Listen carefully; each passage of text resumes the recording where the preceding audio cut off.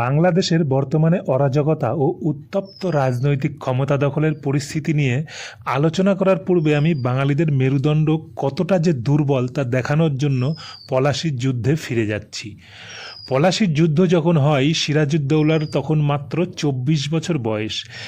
এবার জানুন বাঙালি জাতির আয়না। নবাব সিরাজউদ্দৌলাকে যখন গ্রেপ্তার করে টেনে হিঁচড়ে নিয়ে যাওয়া হচ্ছিল, তখন অসংখ্য মানুষ হাঁ করে নীরব দর্শকের মতো সেই দৃশ্য উপভোগ করছিল।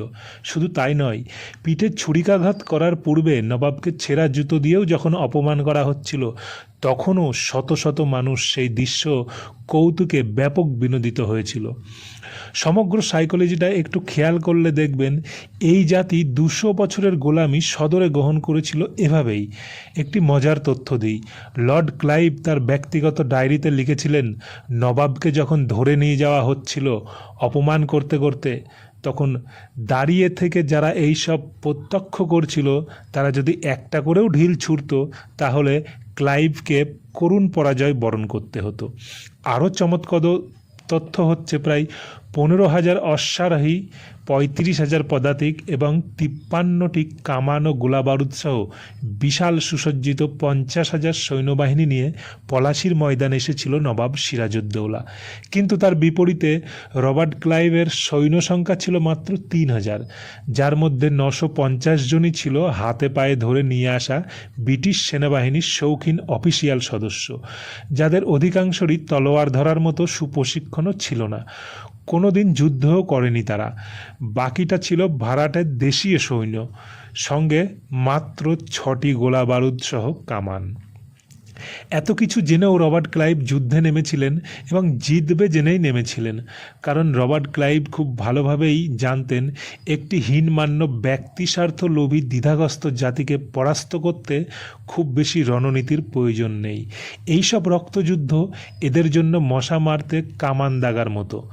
যাদেরকে সামান্য দাবার ঢালাই মাত করে দেওয়া যায়, তাদের জন্য হাজার হাজার সৈন্যের জীবনের ঝুঁকি কেন তিনি নেবেন? এছাড়াও মির্জাফরকে যখন নবাবের টোপ গেলানো হয়, রবার্ট ক্লাইভ তখন জানতো যে সিরাজকে পরাজিত করার পর এই বদমাশটির পিছনেও লাথি দেওয়া হবে, এবং হয়েছিলও তাই। মির্জাফরের করুণ মৃত্যু হয়েছিল।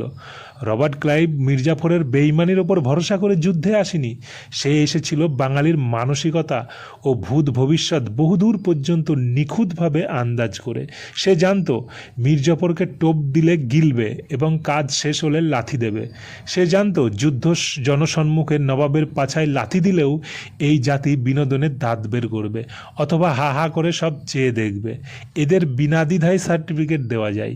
বাঙালি জাতির কাদাকার মানসিকতার সবচেয়ে নিখুঁতভাবে মাপতে পারা ইতিহাসের প্রথম ব্যক্তিটির নাম রবার্ট ক্লাইভ। আসলে আমাদের রক্ত দূষিত, সমাজে ভালো লোকের সংখ্যাই বেশি, খারাপ মানুষ খুবই অল্প। তারপরেও আমরা পুরো জাতি এই গুটি কয়েক খারাপ মানুষের কাছেই পরাস্ত। কারণ একটাই, আমাদের প্রতিবাদ ও প্রতিহত করার মতো সৎ সাহস নেই। হ্যাঁ, এবার আমি ফিরে আসি বাঙালি তথা বাংলাদেশের প্রতারিত সংখ্যালঘুদের দুর্বল মেরুদণ্ডের প্রসঙ্গে। কিছু সংখ্যালঘু মানুষ রাজনৈতিক ও ধর্মীয় সংঘর্ষ, দাঙ্গা, হত্যা, ধর্ষণ নীরবে সহ্য করে যাচ্ছে এখনও পর্যন্ত। প্রতিবাদ বা প্রতিহত করার মতো শক্ত মেরুদণ্ড তাদের এখনও গঠন হয়নি। তারা যেখানে সংখ্যা বলে বেশি, সেই অঞ্চলেও আজও নিজেদের দখলে এনে প্রবল প্রতিহত করার সাহস দেখাতে পারেনি, কারণ তাদের একতা নেই। বলাই বাহুল্য, মেরুদণ্ড শক্ত হয়নি। কিছু তো ৭১ সালেই ধান ভরা মাঠ, মাছ ভরা পুকুর, দালান কুঠি পর্যন্ত ত্যাগ করে রাতোরাত ভারতে প্রবেশ করেছিল। আজকে তারা বড়ই সহিংসু হয়ে গেছে। বাণী তাদের এমন হয়ে গেছে যে জাতের জন্য নয়, ভাতের জন্য নাকি এদেশে এসেছিল। পূর্বে যেমন পশ্চিমবঙ্গের জন্মের জন্য শ্যামাপ্রসাদ মুখার্জির অমূল আবেদন ছিল, তেমনি রক্ষণাবেক্ষণের জন্য গোপাল পাঠার মতো রক্ষকেরও অভূতপূর্ণ গুরুত্ব ছিল। আজ যখন বাংলাদেশ আবার ভয়াবহ ধর্মীয় ও রাজনৈতিক অরাজকতায় সৃষ্টি হয়েছে, তখন আবার কিছু বাঙালি জাতি হয়তো কাঁটাতারের বেড়া ধরে নাড়াচাড়া করছে, নয়তো ভারতবর্ষে তথা পশ্চিমবঙ্গে প্রবেশ করার জন্য একত্রিত হচ্ছে।